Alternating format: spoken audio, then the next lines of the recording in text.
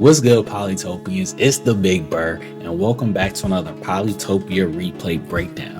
And in this video, we're going to show you how to defeat the Cymanti. So let's hop right into the game. Here on the east side of the map, we have myself, the Big BURR, and we have gschosii. So I take workshop on a search for my villages, and gschosii over here takes workshop as well and gets a warrior, and they're going to boost that warrior as well. So this warrior, which would typically have an attack of 2, now has an attack of a 2.5. Plus they have an extra movement ability. So instead of being able to 1 movement as a typical warrior would have, this warrior now has 2 movement. So the same as a rider, the same as a hexapod, this warrior now has 2 movement, which is crazy. Go ahead and secure this first village to the north. And as we see, gschosii is moving out with that boosted warrior and creates another warrior behind it as he moves out with the shaman as well to explore the south. Myself secure that base to the north, and they're gonna move on to that ruin with their shaman, as well as exploring some more with that boosted warrior. Finds a village up to the north. I find a second and third village outside of my capital. I go ahead and take an upgrade and get resources at my capital and create another warrior. Moves to capture the first village, hops on the second village, and get the upgrade for riding, which as you can see, their riding gives them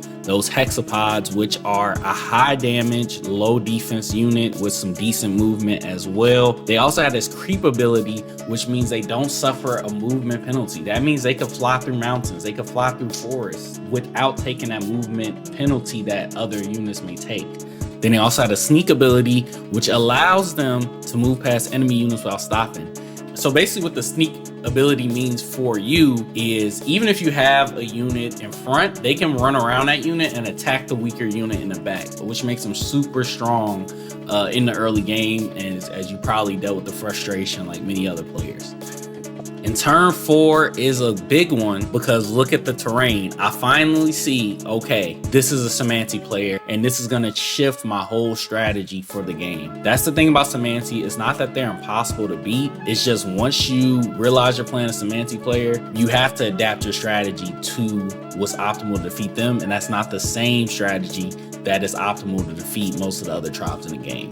And knowing that, I'm like, hey, let me expand. I take riding that next turn, which is pretty standard, but I get 2 riders. If I was playing against another player, I probably would have used forestry to upgrade this base. I may have even taken organization and tried to get another upgrade, but no, I'm like, okay, now I'm playing a Cymanti. I already have 4 warriors, which is pretty good. I wasn't greedy before I knew it was a Cymanti player, and now I also had 2 riders, and I'm like, I can hold off on upgrading for now to make sure my army is as strong as possible. The Cymanti player is gonna be pretty standard. He's gonna capture this village, moves on to the next village, moves his hexapod up, and this is gonna be something key you're gonna want to do if you're playing a Cymanti. You can't have a unit by itself. You can't have an isolated unit. Say, okay, if this unit in the front dies, I have 2 other units in the area. If I build a road here, I can attack, or I can attack with this rider, or if I build a road, I can attack with this unit, or I can attack with this rider. So you see this one unit, even though it's kind of separated from my other ones,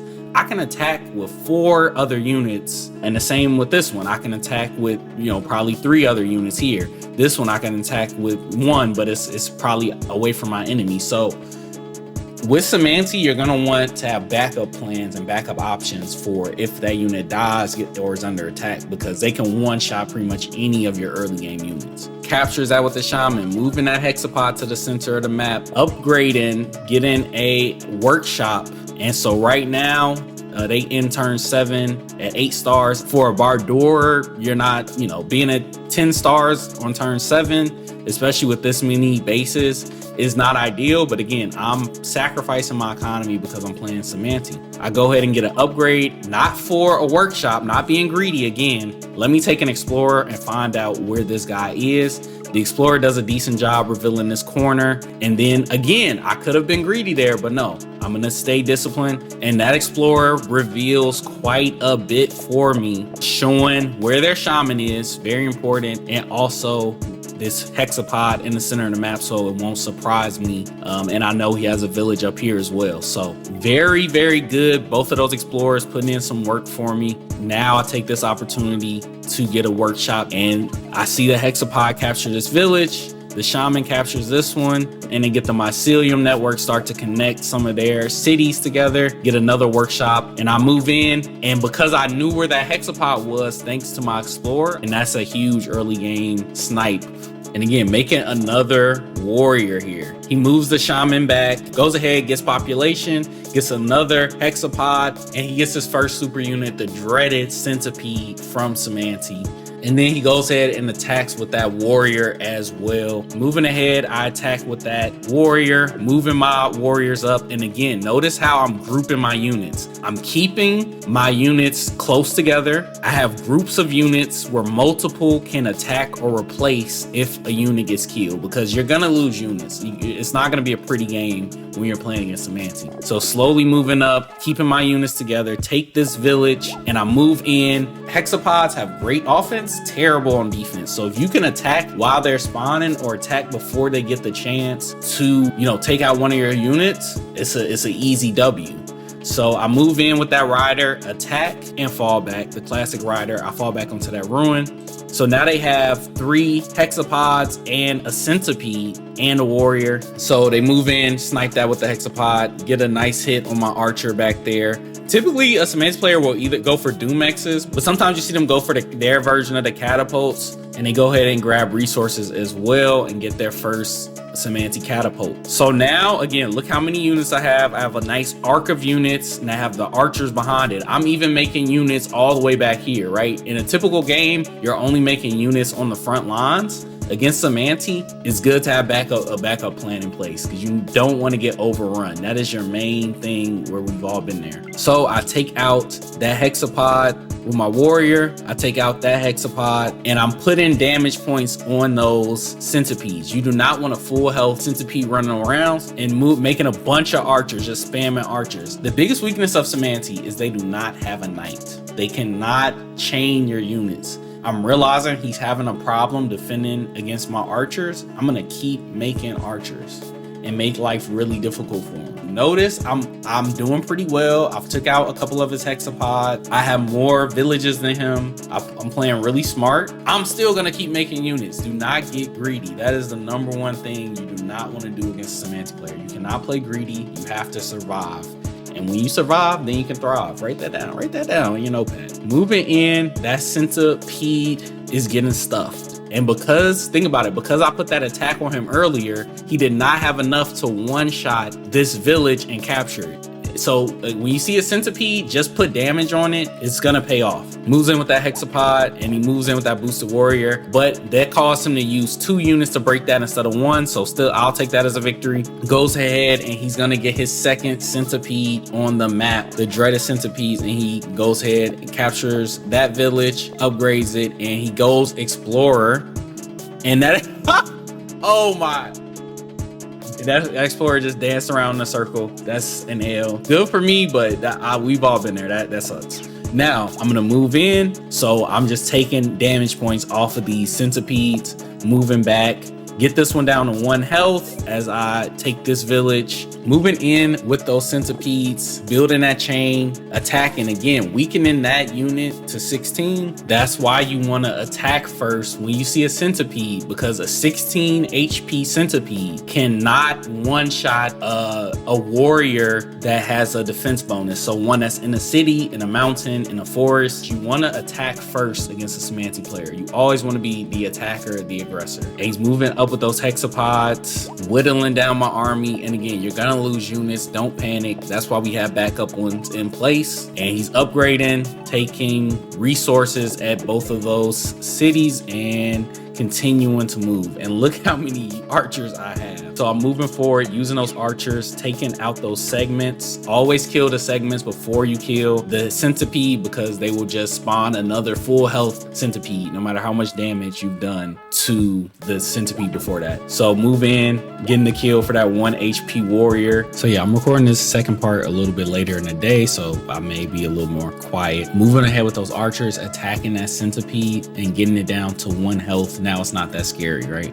Now I connect all of my cities, which is something something I would typically do a little bit sooner, but not against Cymanti. Again, not being greedy. On my end, I finally get climbing. I'm going to take out both of those centipedes, which is huge, and then begin to move in on these hexapods again, targeting that catapult, getting rid of that, targeting this warrior, getting rid of him, get a workshop here. And now I'm finally taking some space to get some upgrades. Now that I feel a lot more comfortable, I've taken out 3 of the centipedes. I have a ton of units, a ton of archers all over the map. Now I finally get my first super unit. He moves in with his new centipede, moving in with his hexapods. And look at all the archers. Now he is going to continue to put in work with those catapults, put in work with the centipedes, put in work with the hexapods, moving and maneuvering, making things happen. Another centipede to the north here. This highlights why you keep making units, even in the back, even in areas that seem safe, because all it takes is him to make 1 centipede or a couple of hexapods up here, and he could just run through the side of the map. But luckily, I'm covered. Look at all the archers I have. Look at the super unit back here. I'm safe. But if I had gotten greedy, greed kills versus Cymanti. Attacking that catapult, attacking up to the north, attacking down to the south, attacking the centipede, and getting some upgrades. Again, delayed those upgrades for so long, still saving enough to get a bunch of units, mixing in some riders as well. I know the riders will be able to put in damage a lot sooner than the archers will. Plus I can use it to like clean up, capture villages, do a lot more now that I'm pushing them back a little bit. So he has 2 more centipedes still, but this game is not over. He still has 2 centipedes on the map, still has a catapult putting in work, and he is moving, boosting units, moving mad out here. And I take that ruin, get resources from it. I got a ton. Now look, on turn 16, I still have a pretty strong economy, even though I've delayed it for quite a few turns, and just move the same, rinse, wash, and repeat, moving that super unit to the front, using those archers, whittling down those centipedes as soon as possible, attacking the segments, and moving in, making more unit, and then finally making a super unit in the middle. He's gonna attack, and he finally GG's. So I think this video will be really helpful. This is something I've been dealing with, and I know a lot of players are, is how do you beat Cymanti? Cymanti this, Cymanti that. And Cymanti is a very challenging tribe to defeat, especially for a player like myself that likes to play on those smaller to tiny maps. A lot of it is to do with spawn. A lot of it is to do with the skill of the player and how good they are at those Cymanti strategies. So I know I was kind of all over the place during the replay, but I have 3 essential rules that you kind of see me following, and I suggest you watch these 3 rules and then go back and watch the game again, and you'll kind of see me just reiterating these. So rule number 1 is don't be greedy. When you're playing against Cymanti, you cannot be greedy, and essentially put your army over your economy, right? You want to build a strong army that can defend and sustain even when it's being attacked, because playing against Cymanti, you're gonna lose units. Those hexapods can one-shot any of your early game units. The centipedes go crazy, their catapults go crazy, and they can poison your units. They can boost their own units, so it's gonna be a bloodbath. So that's why you're gonna want to put that army over economy and don't be too greedy. The second thing I would say is be aggressive. You want to hit them before they can hit you. They have a strong offense, but a weak defense. So if you can hit a hexapod before it can attack you, you're probably gonna kill that hexapod. If you can damage a centipede, hit it with 3-4 archers or 3 or 4 warriors or whatever, take some damage off of it, it's going to prevent that unit from just steamrolling, one-shotting all your units as it just moves through and takes a base one by one. You want to be the aggressor. You want to be the one attacking first. If you can get right up on their cities and villages and attack them as soon as they spawn, even better. You want to be aggressive. Do not play scared. Do not try to make a bunch of defenders and hide in the back of the map. They're going to come find you and they're going to destroy you. You want to attack them before they can attack you. And the third rule, have backup units. No unit should be by itself on an island. No unit should be without support. You kind of have to think in a weird way, like, okay, when this unit dies, what units do I have to defend? What units do I have to replace it to keep my position on the map? That's why if you notice, I had like 3 or 4 units around each unit. So when a unit gets taken out or destroyed, I could easily retaliate, attack back, and recapture that village or recapture that position on the map. I would say that's my big three. I'll summarize them real quick. Don't be too greedy. Attack first, be the aggressor, and finally have backup units, have your units grouped together. My 3 secrets for defeating a Cymanti player. Now, with that being said, in this game, I want to throw a couple of disclaimers. I got a good spawn, first of all. Sometimes you spawn right next to the Cymanti player, and if they get those hexapods out before you can have a couple of villages, I mean, that's just more so the luck of the draw or the random algorithm. So it's not too much you can do about that. No disrespect, this wasn't the strongest Cymanti player I played. Most Cymanti players go from hexapods right to those doom X's. That would have been a lot more difficult for me to deal with versus going for the catapults. But that being said, the strategy pretty much stays the same, and the principles I've described here still should work against most Cymanti players in most situations. So I hope you found this video helpful. A lot of work to put together, but it was very fun. Dealing with Cymanti is a big problem for most people that play with regular tribes. So I hope you find this video useful, insightful, and hopefully it helps you win some more games. That's what it's all about. If you have any comments, feedback, or any other strategies for how to defeat the powerful Cymanti, drop them in the comments below. Thanks for watching. See you in the next video.